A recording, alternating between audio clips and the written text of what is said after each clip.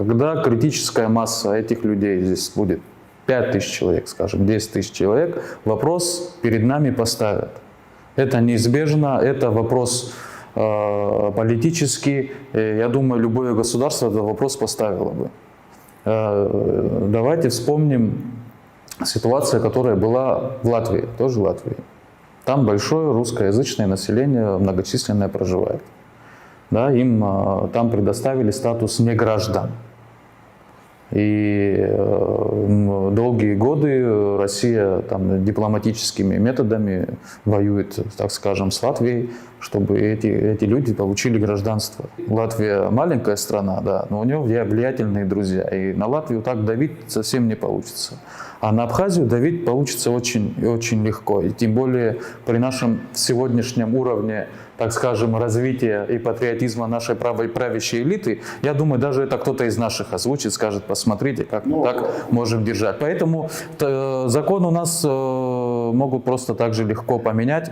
И даже сейчас не нужны лазейки сейчас, да, чтобы как-то их обходить, хотя и они есть. У нас есть ценз определенный. Человек в Абхазии там приедет, купит квартиру, пойдет, зарегистрируется, например, будет здесь находиться. Через 10 лет получит гражданство. Есть и такой способ. Но что касается именно, как это будет происходить, перед нами поставят вопрос. И ни Аслан Бжаня, ни кто-либо другой не скажет, что мы этим людям никогда не дадим гражданство. Они это не смогут гарантировать, это невозможно.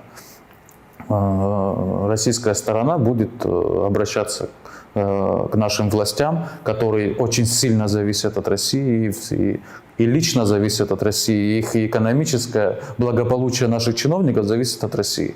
Так как наши правители, чиновники в особой любви к родине не были замечены за очень долгие годы, вряд ли это станет серьезной проблемой, и кто-то там будет из них, кто это все лоббирует, активно защищать интересы Абхазии. В этом большие сомнения. Если люди это никогда раньше не делали, вряд ли они начнут. Я так на это смотрю. Поэтому риски колоссальные. И все-таки вопрос апартаментов надо по продаже. Давайте вещи называть своими именами. Это тот же вопрос продажи жилой недвижимости. И я бы даже экономические здесь какие-то факторы не обсуждал, потому что риски демографические настолько серьезные, что экономика здесь там, на второй, на третий, на 10-й план уходит. Мы должны говорить именно об национальных интересах.